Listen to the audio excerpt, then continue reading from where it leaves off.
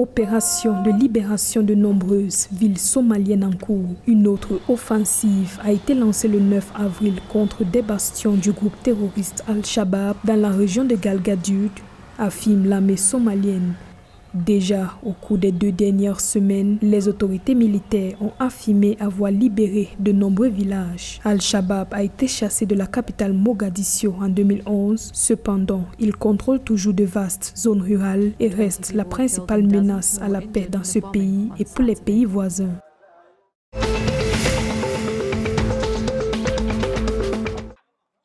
La lutte pour l'abrogation des lois discriminantes à l'égard des femmes se poursuit au Soudan. Des milliers de femmes ont en effet manifesté en fin de semaine en présentant une pétition dans laquelle elles appellent le gouvernement à garantir l'égalité des sexes au Parlement et à modifier la loi électorale pour permettre aux femmes de se présenter aux élections au nom de leur communauté et pas seulement sur les listes des femmes. Les femmes soudanaises ont massivement participé aux manifestations de 4 mois qui ont renversé le régime d'Omar el-Béchir qui excluait les femmes de l'espace public et confisquait leurs droits au nom de l'islam. Cependant, le Soudan n'a toujours pas ratifié un traité international sur les droits des femmes, la Convention sur l'élimination de toutes les formes de discrimination à l'égard des femmes et une charte africaine connue sous le nom de protocole de Maputo.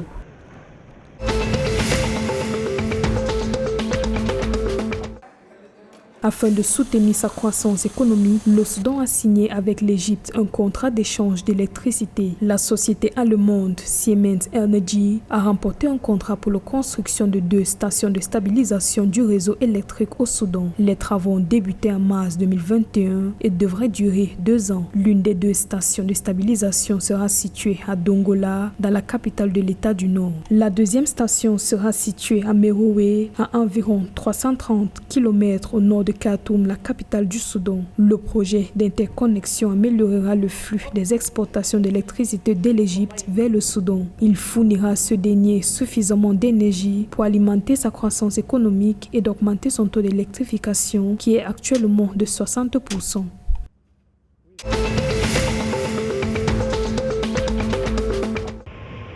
Ethiopian Airlines a fêté ses 75 ans d'existence le 8 avril 2021 sous le thème « Célébrer 75 ans d'excellence ». Le plus grand groupe aéronautique panafricain a effectué son premier vol international le 8 avril 1946 à destination du Caire. Depuis lors, la compagnie aérienne a surmonté de nombreuses crises pour devenir le groupe d'aviation le plus grand, le plus rentable et le plus primé d'Afrique. À cette occasion, Tewolde Gebremariam, président directeur général du groupe, a fait un rappel des innovations effectuées par Ethiopian Airlines depuis sa création. Le premier avion à réaction en Afrique, le premier vol régulier d'Afrique de l'Est vers l'Afrique de l'Ouest, la première compagnie aérienne de l'hémisphère occidental à se rendre en Chine, le premier service régulier entre les capitales des nations les plus peuplées du monde, ou encore la première compagnie aérienne en Afrique à introduire les B767, les B777-200LR, B7-807 et plus tard l'A350 en Afrique.